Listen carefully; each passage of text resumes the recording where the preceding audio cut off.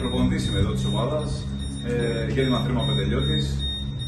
Τι να σας πω, από το 2005 που έγινε το γήπεδο, περνάμε πάνω από 5 ώρες κάθε μέρα. Ήταν το δεύτερο σπίτι μας, δυστυχώς δεν μπορώ να το πιστέψω ακόμα, το που συμβεί.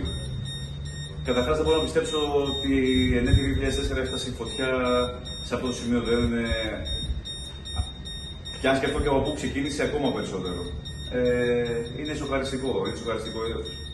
Συναχωριάμαι αφάνταστα για τα παιδιά εδώ της περιοχής που μένουν άστεγα αθλητικά και η χρονιά θα είναι πολύ δύσκολη.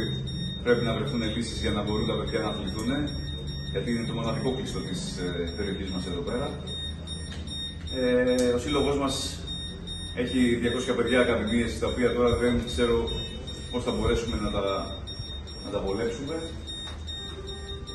Η ιατρική μας ομάδα